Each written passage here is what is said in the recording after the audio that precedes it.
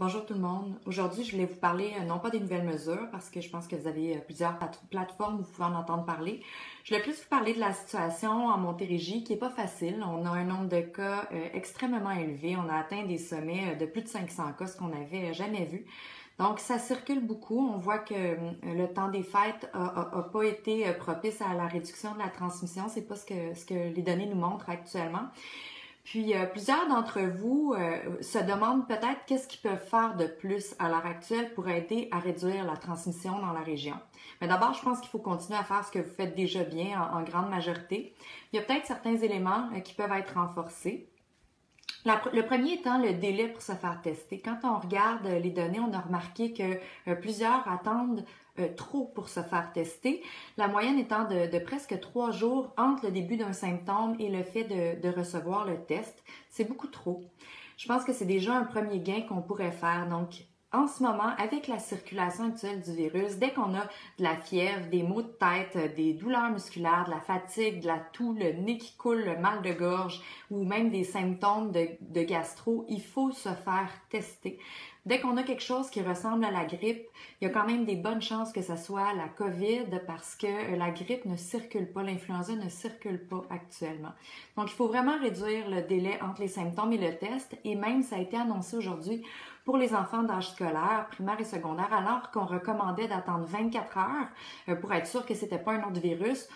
Avec la situation actuelle où ça circule beaucoup, on ne recommande plus d'attendre 24 heures. Donc, même pour les enfants, dès qu'on a des symptômes qui s'apparentent à ce que j'ai nommé puis qui peuvent se retrouver sur l'outil d'auto-évaluation, on se fait tester et on s'isole absolument en attendant les résultats du test. Et d'ailleurs, on a la capacité actuellement de donner des rendez-vous et les résultats sortent rapidement. Il n'y a pas de délai dans les laboratoires actuellement à Montérégie, ce qui est une bonne nouvelle.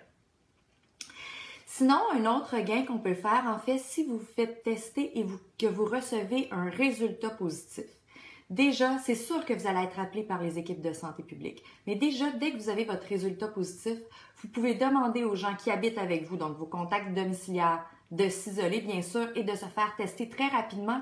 Et vous pouvez faire la même chose avec vos contacts étroits.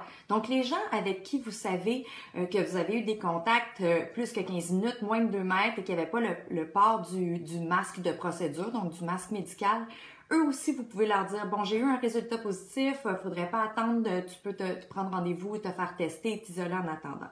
Donc, c'est sûr que c'est une intervention, vous allez être accompagné par les équipes de santé publique pour faire ça. Mais si déjà il y a un premier pas qui est fait par chacun qui reçoit un test négatif, on va encore plus réduire les délais puis contribuer à réduire cette chaîne de transmission parce que bon, ça circule beaucoup actuellement puis c'est vraiment en améliorant la rapidité qu'on va pouvoir avoir des gains. Sinon, on sait que ça circule. La majorité des gens en bonne santé n'auront pas des conséquences graves, mais on le voit et il y a des exemples, il y a quand même des gens plus jeunes, des gens qui n'ont pas d'antécédents médicaux, qui ont des complications de COVID, des complications qui peuvent être graves, bien sûr, qui peuvent être des hospitalisations, mais des complications qui peuvent être aussi telles que la perte du goût de l'odorat pendant des semaines, des mois. C'est pas des complications qui sont anodines. C'est une maladie qui est sournoise, puis je pense qu'il faut surtout pas minimiser les impacts de cette maladie-là. Et bien sûr, il y a des complications plus graves, on en voit à tous âges. Et actuellement, nos capacités, elles sont au point de rupture dans plusieurs hôpitaux de la Montérégie. Donc, c'est vraiment un devoir de plus. Donc, ces quelques éléments, se faire dépister plus rapidement et être très proactif quand on a un résultat positif, pourront aider.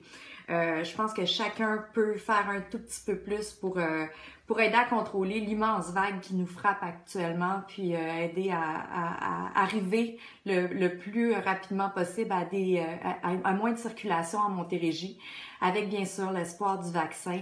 On vaccine en Montérégie actuellement, on a des équipes mobiles qui sont dans les CHSLD et on a des cliniques fixes aussi, 2 cette semaine, mais 4 à partir de la semaine prochaine qui vaccinent les travailleurs et qui vaccineront éventuellement aussi de la population en fonction des priorités. Donc, merci à tout le monde d'avoir pris quelques minutes et bonne fin de semaine.